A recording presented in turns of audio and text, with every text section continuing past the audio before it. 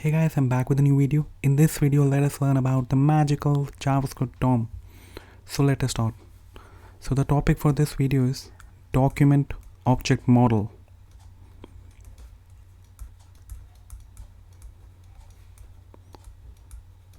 Also known as the DOM. Now in this video, we'll learn about how HTML code is loaded into something called as the DOM. So we have the HTML code, and that gets loaded into the DOM, and how JavaScript fits into the equation. We'll learn how we can query the DOM nodes, reaching out to the HTML code, and then selectively accessing the elements, how we can get access to the parts of rendered HTML code, and how we can move around there to select different elements. We'll also learn about how we can read and manipulate the DOM, for example, change the style of the element or anything like that. We'll also see how we can add brand new elements to the new HTML page, or how we can remove the nodes which turn out to be HTML element.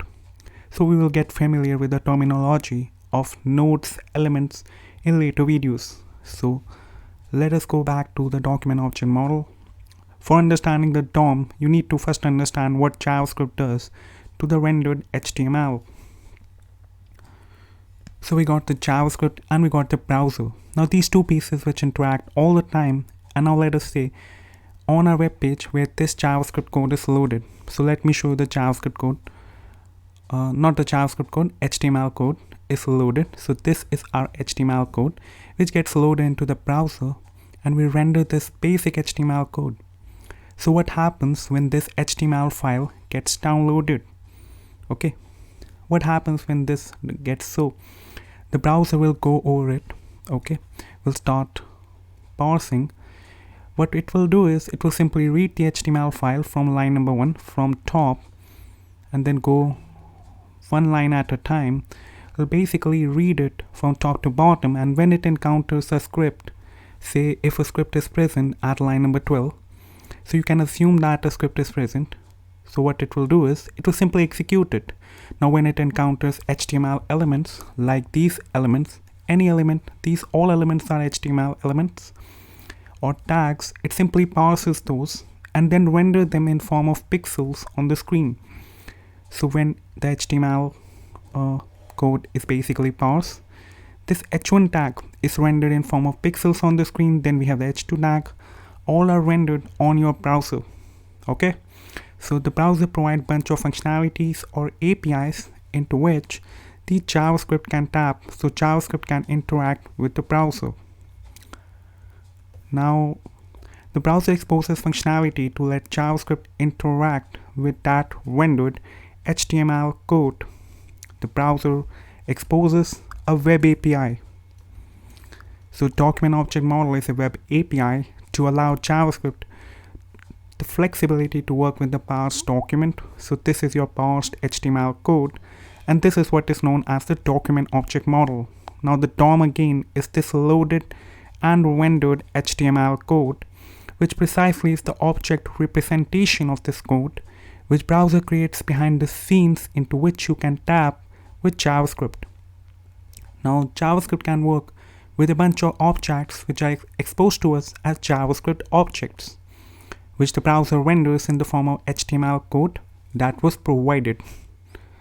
Now in JavaScript we got certain methods or functionalities. So let us discuss some such methods. So we will go over them in detail in coming videos. So we have something called as the query selector here that allow us to reach out to this HTML loaded code. When we reach out to the HTML loaded code, which is the DOM, and then selectively access certain elements that are present on your HTML DOM based on their tags or based on their CSS selectors.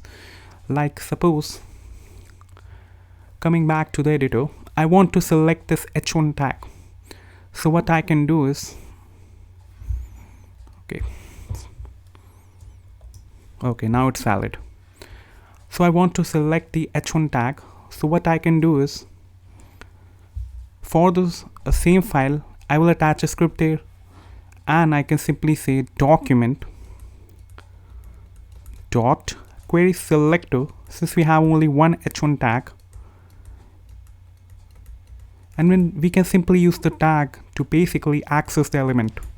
Okay, then we will get a reference for that element. We'll simply point to that element, and then we have the element with us. Now there are two global objects that are provided to us by the browser, the document object and the window object.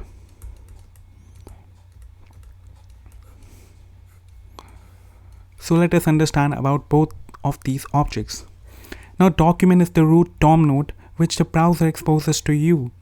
Now this is the topmost entry point to get access to all of the rendered HTML code.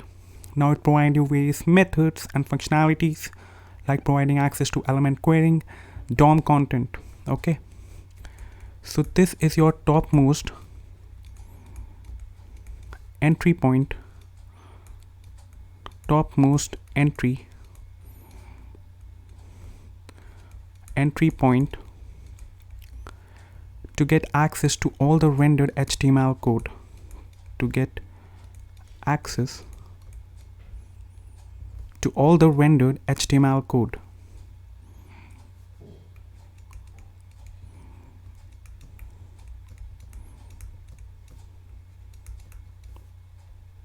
To all the rendered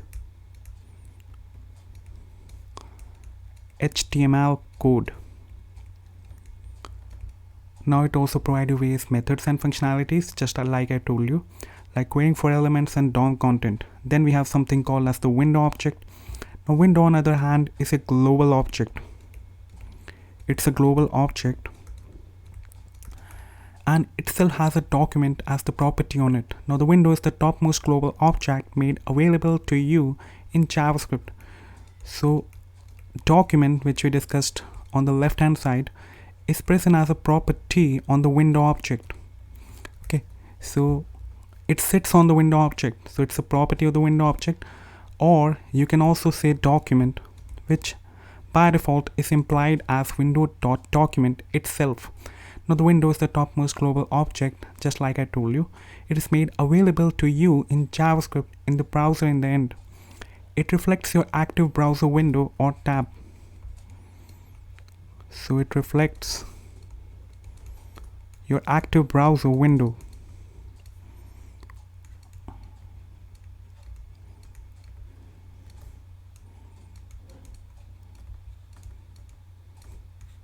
/tab. Now it also serves as a global storage for your script, but also provide access to window specific properties and methods. Now let us go back to the console first to understand what actually this document object holds for us to take leverage of.